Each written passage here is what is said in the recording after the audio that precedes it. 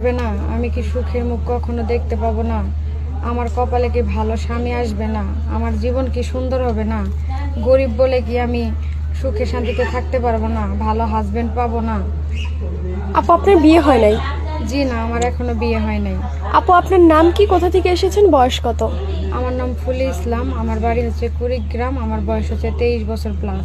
23 বছর প্লাস। পরিবারে কে কে আছে? পরিবারে আমার মা আছে, ছোট ভাই, ছোট বোন। আহ, বাবা নেই? বাবা নাই, বাবা নাই বিধেই তো আজকে বিয়ে হচ্ছে না। গরিব, অসহায়, এতিম, এই জন্য আর কি টাকা পয়সার অভাবে মানে বিয়ে দিতে পারতেছে না।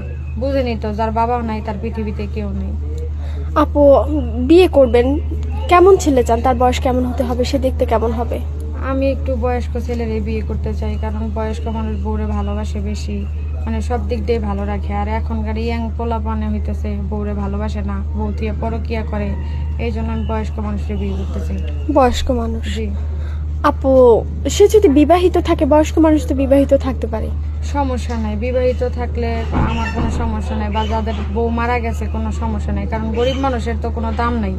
আমি যেহেতু গরিব, উনি যদি আমার বিয়ে করে, আমার দায়িত্ব নাই, এতে আমি আলহামদুলিল্লাহ সারা জীবন আমার পায়ের নিচেই থাকবো। আপু, আপনার সাথে যোগাযোগ করবে কিভাবে? আমার সাথে যোগাযোগ করতে হলে আপনাদের মাধ্যমে করতে হবে। সুপ্রিয় দর্শক, ক্যামেরার